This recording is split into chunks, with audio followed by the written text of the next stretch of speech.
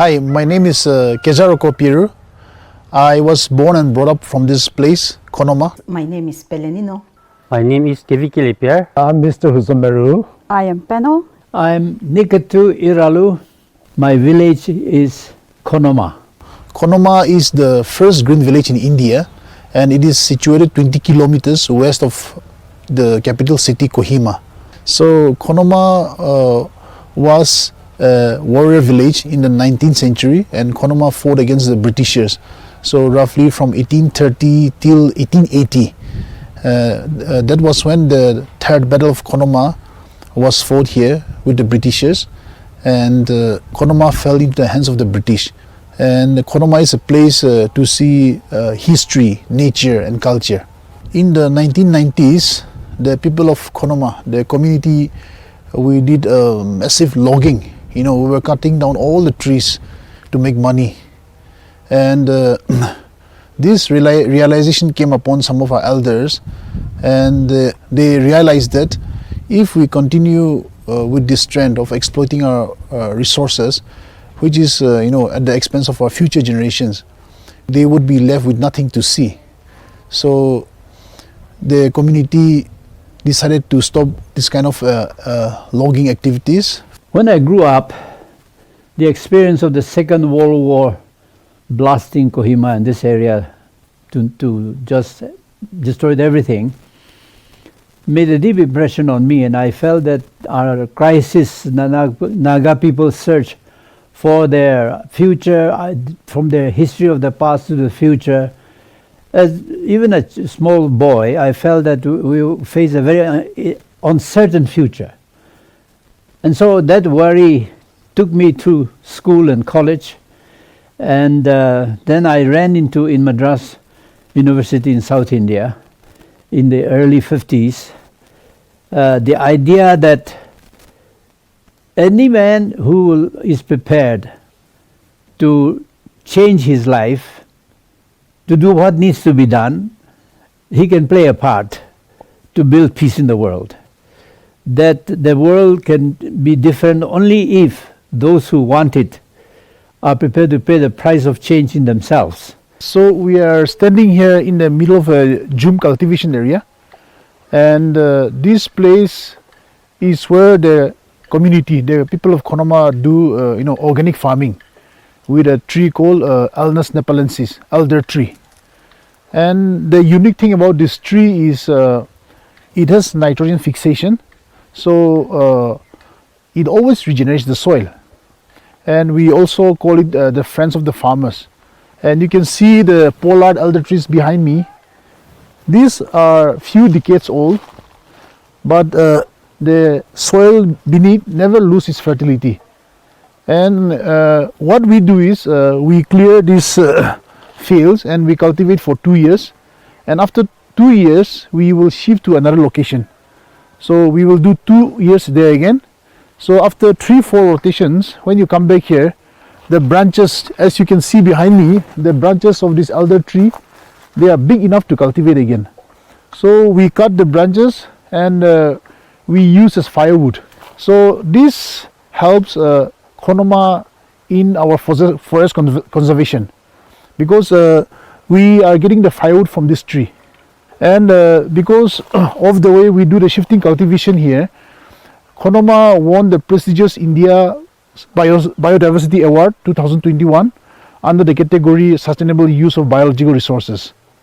Yeah, and in other parts of Nagaland and Northeast India, they also do jhum cultivation, but they don't do like the way we do here. They, in order to cultivate a few acres of land, sometimes the whole stretch of land, the whole mountain is burnt. But here it is clearly demarcated, and from the foothills of the Biral mountains up there till the end of this valley, all these cultivable lands are terraced by our forefathers, and we have been doing this for generations, for hundreds of years. Because we have realized the importance of ecosystems, and we like to preserve our forests, our animals, our birds, because we depend, our life depends on them as well. Konoma in the past, we didn't have water pipe systems, we didn't have delivery systems, so we have spring source, and our ladies especially go and collect waters for the families. But then in the course of time, you see all these water tanks and pipe, you see, facilities are provided. And today, every household is getting sufficient water, clean water. The story that we heard from our parents, they said that they get up very early in the morning to fetch water from the streams or from the ponds. But for us, we have ponds. So, of course, we don't have pipelines, but we have ponds. So, what we used to do is, after school, it is our duty to fetch water to fill our pots and the things that can be filled. So, and also we take our clothes to the ponds for washing, but things are changing so fast.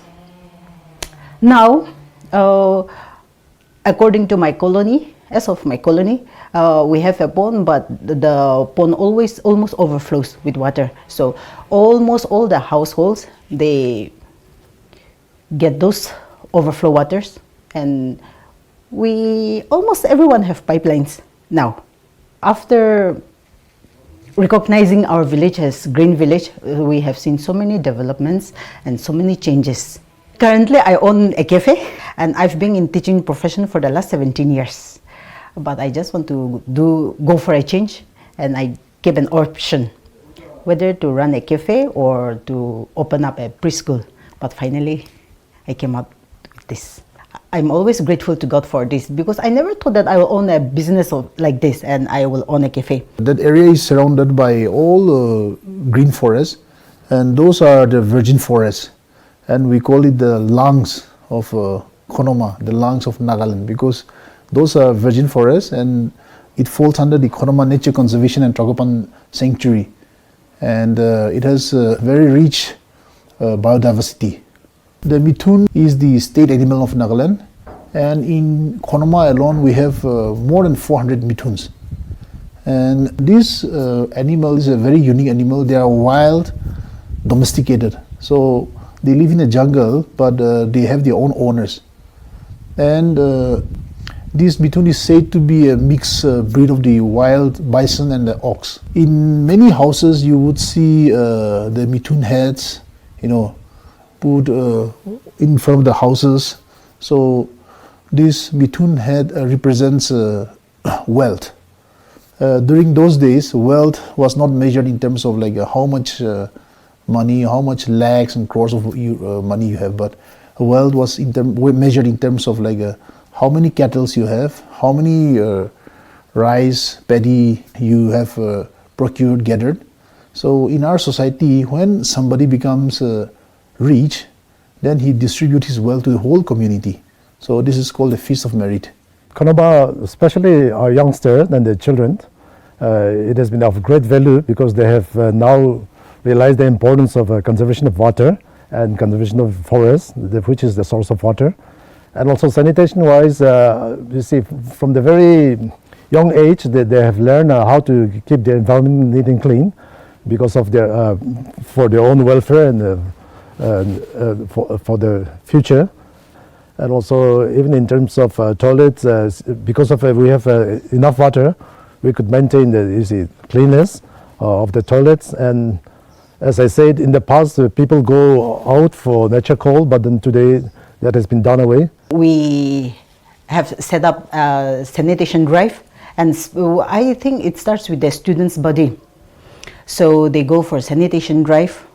So far they are going for once in a month, but that is a very good thing because we already imparted in the children, so they don't want to waste things here and there, if not in the dustbins. And even us, if we go out to cities or towns, we never throw our waste because it's our habit here. So if we should not do here, we also should not do there. To say the truth, the sanitation was initiated by the students itself, because they collect on the way to school.